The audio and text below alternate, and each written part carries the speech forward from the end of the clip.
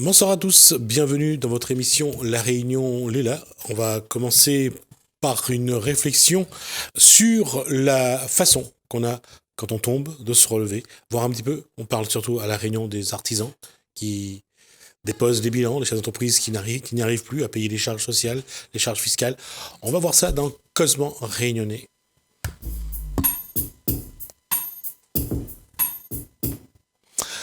Bonsoir Guy Roger, bonsoir également à Farzad Féliz. Alors là je vais dire une connerie. Farzad Félizi. Farzad Félizi. Il y a deux S. Deux Z. C'est deux Z. Z comme Zoé, comme Zoro. Ou comme Zozo. À la pointe. Félizi. Comme Zozo aussi, ça marche. Comme Zozo aussi. Je disais, en tant que chef d'entreprise, comment expliquer à un chef d'entreprise que ce qui arrive là, c'est un moment de sa vie, c'est une étape, et qu'il peut se relever finalement. C'est à moi que tu poses la question. Oui, parce que je poserai à Guy Roger juste après. Écoute, parce que lui, il a vécu. Se relever, je dirais, on pense qu'on est tombé. On pense que c'est un échec. Mais peut-être que ça l'est pas.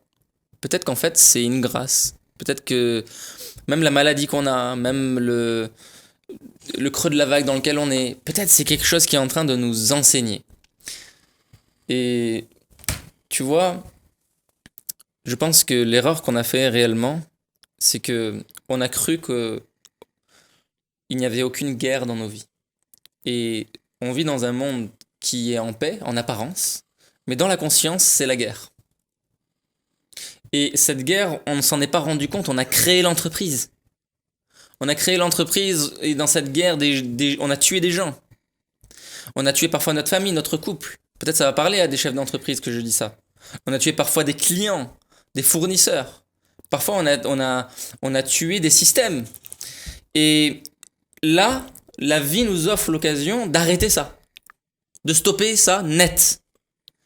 Et on voudrait recommencer. C'est complètement fou.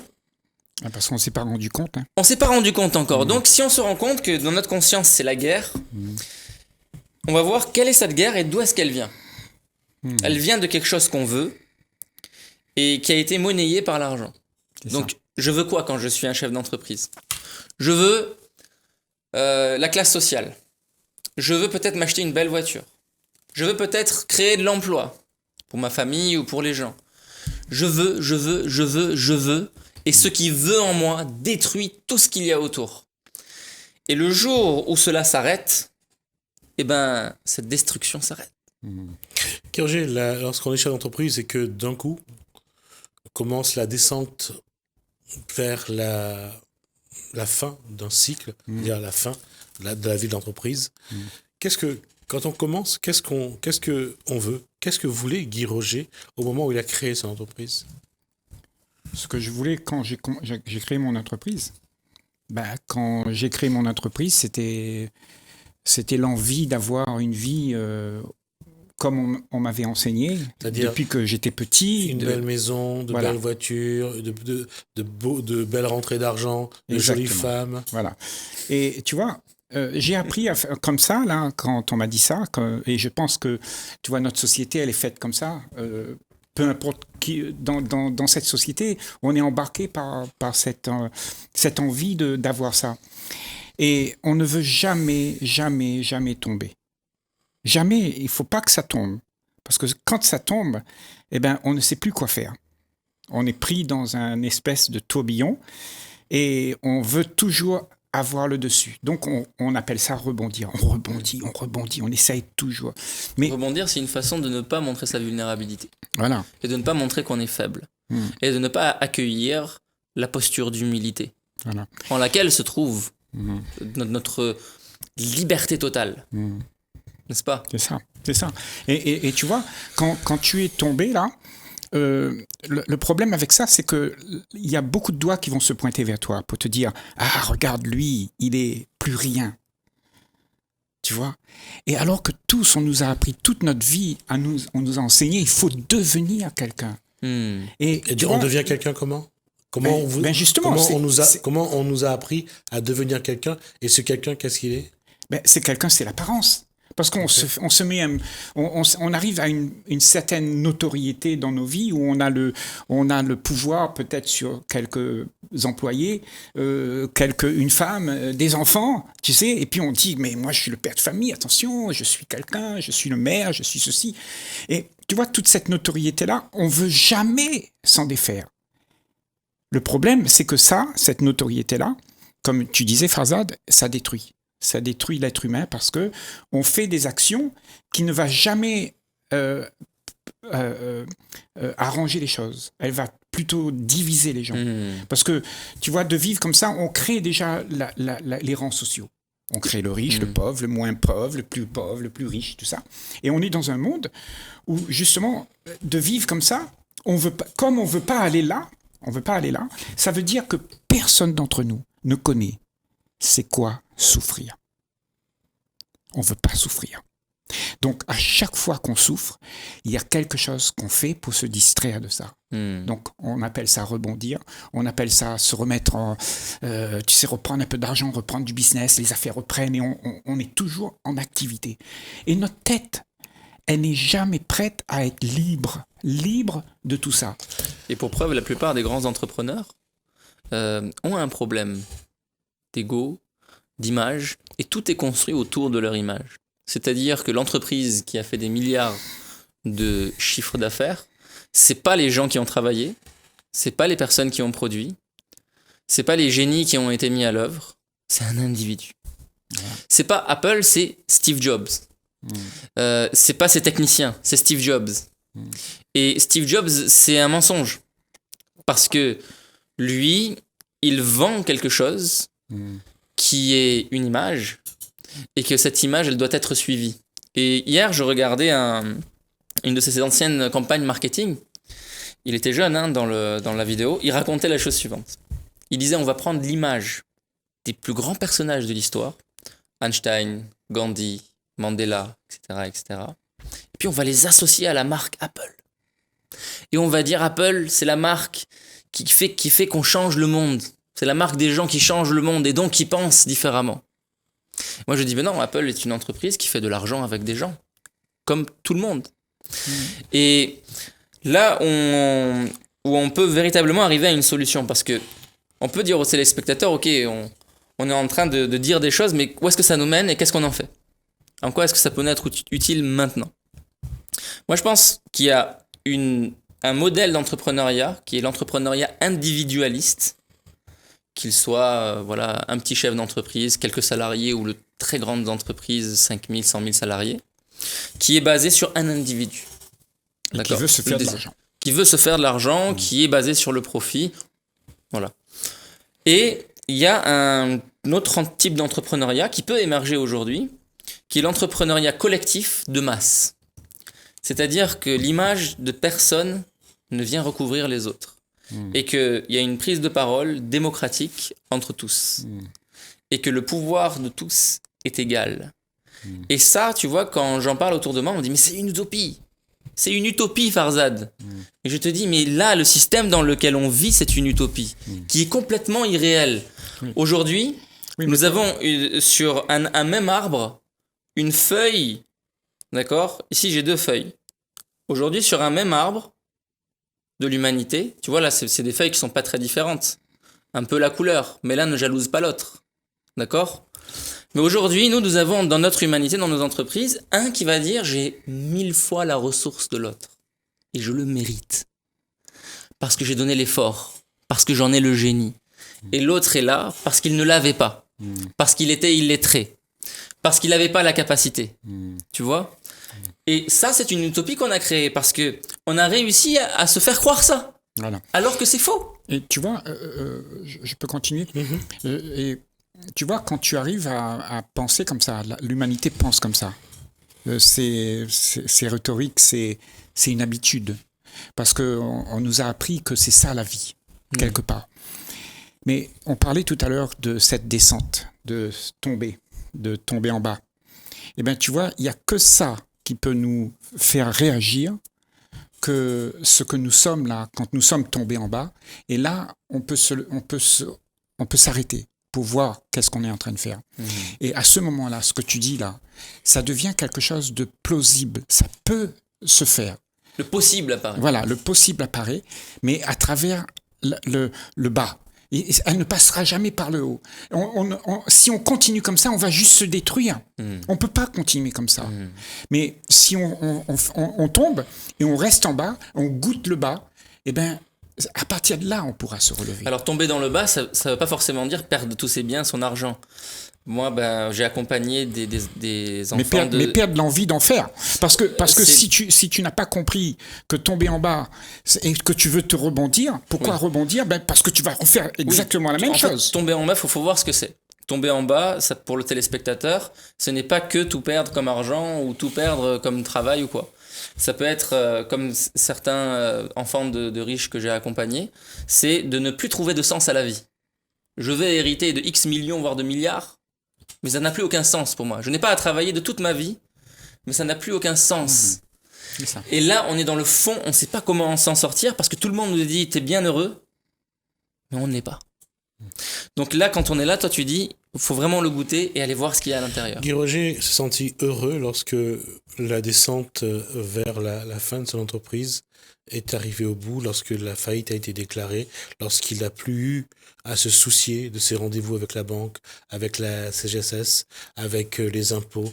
Ça c'est arrivé après. C'est une libération qui arrive. Oui, c'est arrivé après. Oui. Mais pendant que je passais dedans, je me mordais les doigts parce que il y avait des gens qui avaient fait confiance en moi. Et tu vois, toute cette confiance, il fallait que j'arrive devant la personne et je dis je suis pas ce que tu attendais de moi. Tu vois, je suis rien. Et donc là, c'était dur parce que tu vois, l'ego en prend un coup. Ouais. Tu vois, mon père m'avait prêté de l'argent. Il m'avait dit fais ça. Et quand j'ai tout vendu parce que je pouvais plus, il fallait que je vende tout pour payer mes dettes. Et ben, pour moi, le faire face à mon père, c'était très difficile. Mais quand j'avais fait tout ça, quand tout ça s'est arrivé, parce que c'est comme quelque chose qui arrive dans ta vie, tu peux pas dire à la vie non, fais pas ça parce que je suis pas prêt. Mais moi, j'ai accepté. J'ai accepté de rentrer là-dedans, de tomber là-dedans, et d'accepter d'être là et de regarder qu'est-ce qui s'est passé. Et quand j'ai vu tout ça, j'ai vu toute la libération qui s'est produite en moi, comme tu disais, tu vois, de sortir de là, mais avec une liberté. J'avais plus les huissiers, j'avais plus personne qui m'embêtait, tu sais. Je voulais juste vivre ça. Et les gens me disaient, mais non, fais pas ça. Ma femme, elle me dit, mais tu es fou, tu vas devenir un clochard. Et elle est partie d'ailleurs. Quelque part, on va dire que tu es devenu orphelin. Voilà. mais en même temps, tu vois, c'est quelque chose qui arrive dans la vie. C'est pas grave tout ce qui t'arrive. Mais c'est grave si tu t'en aperçois pas. Et que tu veux toujours la même chose. On est sur ce qu'on appelle une échelle de valeurs. C'est-à-dire de mettre les valeurs là où elles doivent être et non pas là où on croit qu'elles doivent être. Enfin, en tout cas, ne pas répéter ce qu'on nous a dit à l'école, que une vie réussie, c'était d'avoir un travail, c'était d'avoir une belle maison, une belle voiture. C'était ça. Mais un beau salaire. C'est ancré dans les esprits, ça. Et comment le dire là, c'est un conditionnement. On parle aux téléspectateurs, les gens. Qu'est-ce qu'ils veulent ? Ils veulent juste être heureux et ils ont besoin de leur zone de confort. Comment tu veux, en parlant comme ça, moi j'invite, quand vous écoutez tout ça, peut-être que ça vous fait sourire, mais je dirais, c'est quelque chose, c'est une expérience que tu dois vivre pour pouvoir t'en sortir toi-même. C'est pas parce que moi je l'ai vécu que tout le monde va comprendre ça. Tu comprends ? Il faut, tu sais, c'est comme la vie, c'est quelque chose que tu dois goûter avant de savoir c'est quoi vivre. C'est comme aimer, hein, quand tu aimes quelqu'un et que tu sais que tu l'aimes vraiment, ben ça tu sais, c'est ça. Mais tant que tu l'as pas fait, tant que tu dis je t'aime, mais il n'y a rien qui se passe, ben il n'y a rien qui se passe non plus, tu vois. On a un énorme problème, Jismi, nous les êtres humains. C'est que on pense poser les valeurs. Tu sais, on est parents par exemple, on va poser les valeurs pour l'enfant, on dit l'ancien c'est, etc. Mais ça vient d'une hypertrophie de notre mental. Notre mental, la manière dont on pense, ce avec quoi on pense, c'est hypertrophié. C'est-à-dire c'est devenu gros. Notre ego est obèse. Il est tellement obèse qu'il a du mal à se déplacer. Il est plus agile. Du coup, comme il est obèse, il a peur de se faire tuer. Il court pas vite. Et dès qu'on lui met une carotte ou quelque chose à manger, tout de suite il court. Et ça, dans les médias, c'est souvent ça. Les médias qui sont classiques, pas les médias libres comme Télécréole. Oui. C'est-à-dire, on t'envoie une information et juste après, consommer. Voilà. Et juste après, ayez peur. Et à nouveau, consommer. Et ben, quand on a ça dans l'esprit et qu'on le sait, quand on l'a vu ça, en soi, qu'on est en train de nous-mêmes nous auto-manipuler, C'est ça. et ben, il y a quelque chose qui s'arrête en nous. Tout le mouvement qui va aller chercher la valeur, qui va aller dire faut faire ça, faut faire ci, etc., va s'arrêter. Et il va apparaître quelque chose dont on ne se doutait pas et qui était là depuis toujours. Le point commun entre ces feuilles, tu vois, c'est pas le terrain duquel ils viennent. C'est pas l'arbre sur lequel ils ont été cueillis. C'est pas leur classe sociale, c'est pas leur taille, ni leur niveau de connaissance. En fait, la vie qui organise les cellules de ces feuilles est dirigée par une intelligence qui fait battre notre cœur, qui fait respirer nos poumons, et qui peut, si on le laisse faire, diriger notre entreprise, diriger notre vie, et avoir ce monde, tu sais, qui est sans conflit. Parce que nous sommes un dans cette intelligence. Et au fond de chacun d'entre nous, on aspire à ça. On inspire à ça. Au fond de chacun d'entre nous. Exactement. Mais toutes nos peurs nous en empêchent. Oui. Tu vois ? Et ensemble, on peut s'entraîner à dépasser ces peurs petit à petit. Voilà. C'est pour ça que le 28 septembre, j'organise une rencontre à la ferme équestre du Grand Étang à partir de 14h pour s'entraîner à ça, à causer ensemble autour de ça et voir comment est-ce qu'on va dépasser ça et avoir une parole qui, tu sais, qui est partagée sur un même pied d'égalité que tous les autres. D'observer que ce qu'on dit, est-ce que c'est l'intelligence qui le dit ou alors est-ce que c'est notre mental obèse ? Est-ce qu'on et de savoir si on pourra l'écouter, parce que justement pour écouter cette intelligence, pour être avec cette intelligence, il faut déjà que toute ta tête s'arrête. Et peut-être il faut que tu aies déjà tombé d'en bas. Et tu n'as pas envie de te relever tout de suite parce que tu veux entendre cette intelligence. Parce que cette intelligence se passe quand tu es plus rien, quand tu n'as plus cette notoriété, quand tu ne penses plus être rien. Et donc là, il y a quelque chose qui se passe en toi et tu deviens tout. Tout. Alors, je reviens à ce que je disais tout à l'heure par rapport à la situation d'un chef d'entreprise. Donc, on a parlé de chef d'entreprise parce qu'on en a un ex-chef d'entreprise sur le plateau, mais comme pour tout individu. Le problème, quand on descend, quand c'est le moment de la descente aux enfers, parce que c'est le mot qu'on utilise, c'est le moment où les ennuis s'accumulent, les dettes financières s'accumulent, les amis disparaissent un à un.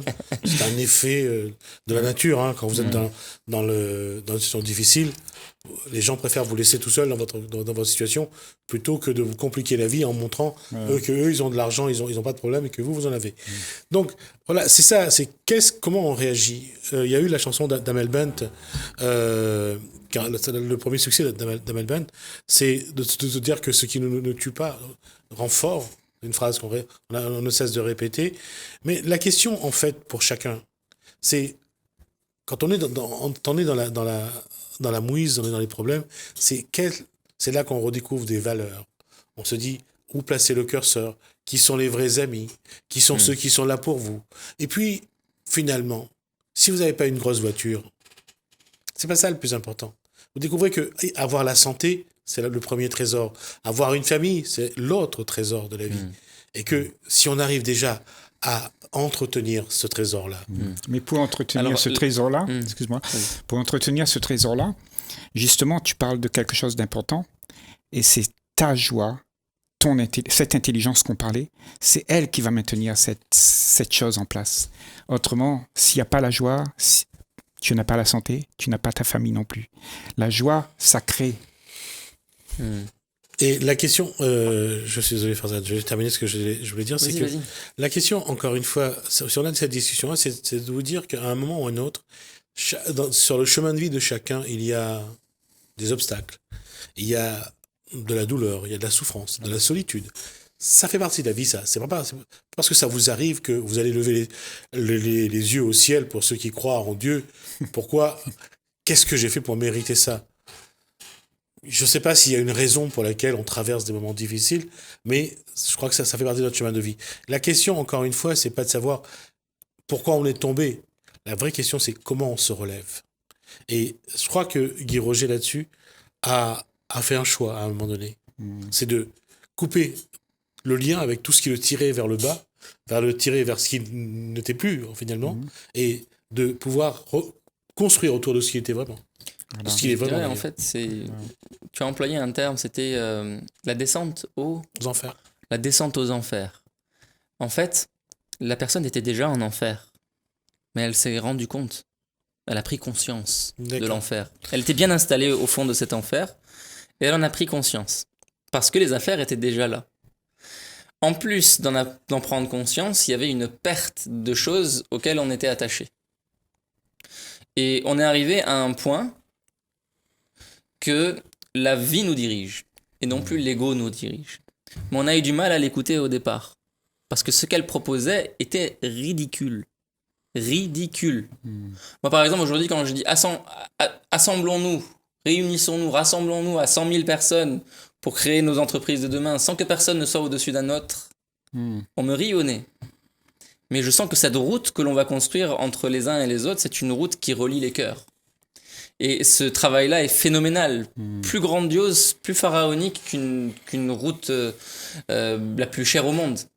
Mais il y a un autre point aussi que j'aimerais aborder. C'est que si on se dit qu'on va tous faire faillite, on va pas aller très loin. Et il s'agit pas de faire faillite, il s'agit de comment être un bon chef d'entreprise, un individu bien dans sa façon d'être, dans son rapport à lui-même, c'est ça, aux autres. Regarde, en fait, on est à un carrefour de l'humanité aujourd'hui où l'entrepreneuriat individualiste arrive à son terme. Il faut rentrer dans un mode d'entrepreneuriat collectif massif. C'est-à-dire tout le monde s'y met et tout le monde construit ensemble. N'oublions pas que le collectivisme n'a pas marché pour autant. Que ce soit les pays qui ont voulu calquer le modèle russe, que ce soit la Russie, l'URSS à l'époque de la grande URSS. Je veux dire, même ça n'a pas marché. On en a bien vu. Bien sûr, parce que c'était une idéologie, Jismi. Là, je suis en train de te parler d'une réalité. Tout ça, là, ça fonctionne ensemble, par une seule et même intelligence. Mais comme nous ne sommes pas, nous, connectés à cette intelligence, nous n'arrivons pas à agir ensemble. Nous agissons chacun pour nos désirs individuels, ça et là, éparpillés les uns les autres. On échoue, on réussit, on tombe, on se relève les uns les autres. Mais on n'a pas conscience qu'au fond, il y a une intelligence qui dirige tout et qui est non pas collective, mais qui unit tout. Et donc, ce n'est pas une idéologie, ce n'est pas du néo-capitalisme, ce n'est pas du communisme, ce n'est pas du socialisme, ce n'est pas je vais redistribuer ou je sais pas quoi. C'est quelque chose qu'on ne connaît pas, qui est inconnu de mémoire d'homme, qu'on ne peut pas y penser, il faut le faire. C'est-à-dire se réunir autour d'une table, comme on va faire le 27 septembre à Sainte-Clotilde, à Place de la Liberté avec Guy Roger, et venir causer de ça, et de voir, est-ce que c'est l'intelligence qui parle à travers nous, ou alors est-ce que c'est le mental ? C'est la tête. Et c'est ça le problème, c'est qu'on ne sait pas comment ça marche. La plupart d'entre nous, on n'est pas acteurs. On est juste spectateur. On dit fais-le et puis je verrai si je rentre dedans. Et tout ça, c'est important parce que personne ne pourra le faire pour toi. Il faut que tu le fasses pour ton enfant. Il ne faut pas que l'enfant rentre dedans avant toi. C'est toi qui dois l'emmener. C'est toi qui dois mener la route. Tu es toi-même ta propre lumière. Donc, l'action, elle est tellement importante. Mais cette action ne peut pas être individuelle, comme tu disais, où il y a le chef d'entreprise qui dirige tout et qui dit à tout le monde quoi faire, comment faire pour me faire gagner de l'argent. Hein? Mais comment faire pour que nous soyons ensemble et que nous ne tapons pas dans les pattes les uns les autres. Exactement. Il faut passer du vivre ensemble au faire ensemble.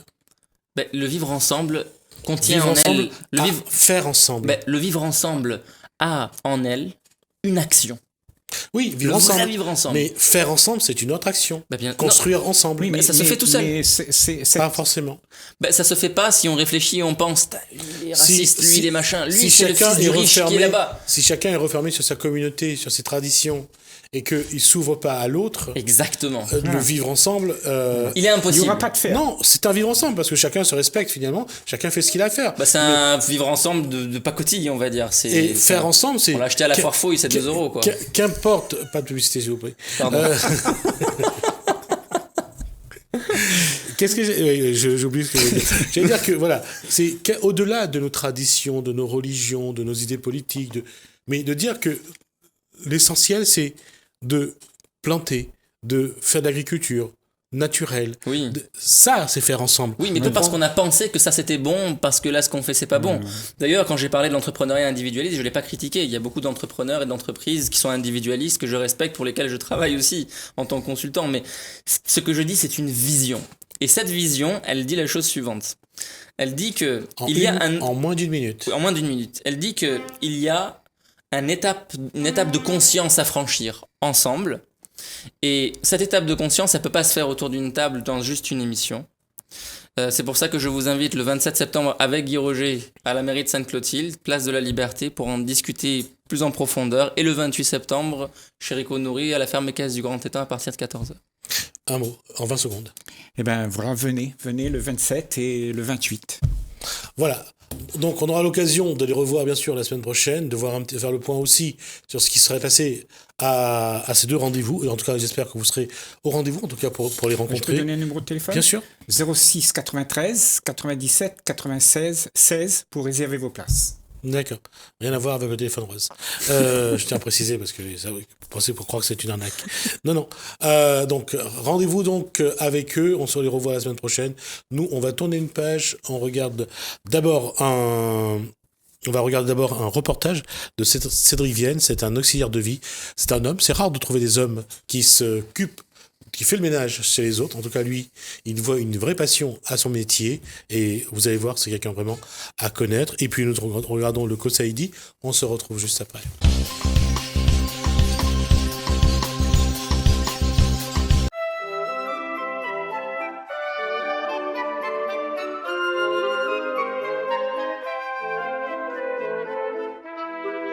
Bonjour, je m'appelle Vienne Cédric et ça fait 2 ans et demi que je suis dans l'entreprise et je vais vous parler de mon métier d'auxiliaire de vie.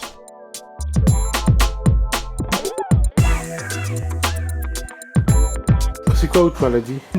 Spondylarthrite ankylosante. C'est une maladie génétique que moi ça fait des années. Bonjour tout le monde. Alors aujourd'hui la journée commence avec Monsieur Guichard. On va commencer par récupérer mes affaires, mon tablier, mon badge, les gants pour pouvoir travailler et bien sûr ma feuille de présence et tout pour qu'il puisse signer à la fin de ma prestation. Un auxiliaire de vie, c'est une personne qui intervient à domicile au milieu hospitalier. Moi j'interviens à domicile, dans le cadre de mon travail j'interviens à domicile auprès des personnes. Alors pour moi, ça va être de m'occuper des repas, l'entretien de la maison, de son espace de vie surtout, de m'occuper de son état de santé, c'est-à-dire s'il faut faire appel à un médecin, un infirmier, un aide-soignant. Ensuite, ça va être aussi de m'occuper parfois de ses papiers, de ses factures, ça des factures, s'il y a des papiers à s'en occuper. Ça va être aussi pour ses courses, de faire ses courses si besoin. Ça va être aussi ses sorties. Il a droit aussi à une sortie pour se faire plaisir, c'est-à-dire l'emmener voir une famille de temps en temps. C'est une bonne chose pour nous, ça aide beaucoup. D'ailleurs, l'essentiel c'est de dire, moi on a quelqu'un avec moi pendant 2 heures de temps. Et quoi que s'il arrive à moi quelque chose, on a quelqu'un avec moi, parce que j'ai déjà arrivé à moi une fois. J'ai tombé dans la maison, j'avais beaucoup de difficultés à lever. Et puis une fois aussi j'ai tombé dehors, ça a eu des gros problèmes pour me remettre debout. J'aimais le contact humain, j'aimais parler avec les patients à l'hôpital, j'aimais ce côté-là. Donc ça m'a poussé à devenir auxiliaire de vie. Mon envie de devenir auxiliaire de vie était présente depuis un moment déjà, depuis 3 ans déjà, même un peu plus, car avant j'étais agent hospitalier en clinique, en hôpital. J'aime nettoyer, j'aime la propreté. Parfois, comme ici chez M. Guichard, ils sont plus à l'aise, je me remarque qu'ils sont plus à l'aise avec moi en tant qu'homme qu'une femme. Et faire en sorte que ce petit moment que je passe auprès d'eux chaque jour soit le plus chaleureux, le plus convivial possible, tout en restant professionnel et garder ce côté empathie. S'il y a des hommes qui veulent exercer ce métier, il faut le faire. C'est un métier, si vous êtes quelqu'un de chaleureux, si vous êtes quelqu'un qui a la main sur le cœur, si vous aimez le côté humain, les hommes, n'hésitez pas, il faut venir travailler en tant qu'auxiliaire de vie.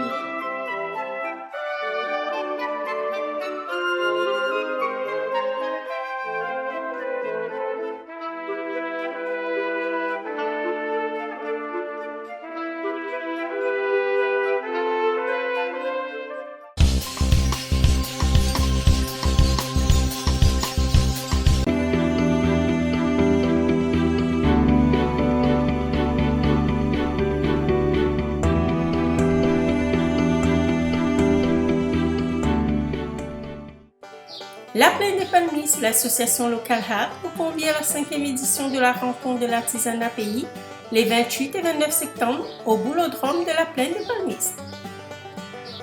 Saint-Benoît-la-Ville organise son atelier de généalogie le 28 septembre de 9h à 16h à la médiathèque Antoine-Roussin. Trois-Bassins, vous êtes conviés à la découverte des sports cyclistes, le vélo run, les 28 et 29 septembre de 8h à 15h. Salazie, vous êtes conviés au Détacali du 11 au 13 octobre à Elbourg. Le Tampon, vous êtes invité au Florilège du 11 au 20 octobre. La Possession et l'Ofep Réunion organisent Sommet Grandbois le 20 octobre de 5h à 15h30. Le Tampon, vous êtes à la recherche d'un emploi, d'une formation ou une orientation. Le Pôle emploi, l'ADI et les différents partenaires vous invitent à Mardi Noulela le 22 octobre à Afro-Carias. Saint-Denis Tax Event et la Cité des Arts vous invitent à la 3e édition Réunion Sonore Festival le 31 octobre de 20h à 4h du matin à la Cité des Arts. Saint-Denis, vous êtes conviés au premier salon au naturel du 8 au 11 novembre au Parc des Expositions et des Congrès de Saint-Denis. Le Port, vous êtes invité au salon de l'événementiel du mariage les 8, 9, 10 et 11 novembre à la halle des manifestations du Port. Étancelé Odyssea organise sa 2e édition de la course Odyssea Réunion les 9 et 10 novembre dans la forêt de l'Étancelé. Saint-André, préparez-vous pour une nouvelle course de dengue. Le Tropica Dengue vous attend les 23 et 24 novembre au parc du Colosse. Fin des inscriptions le 27 octobre.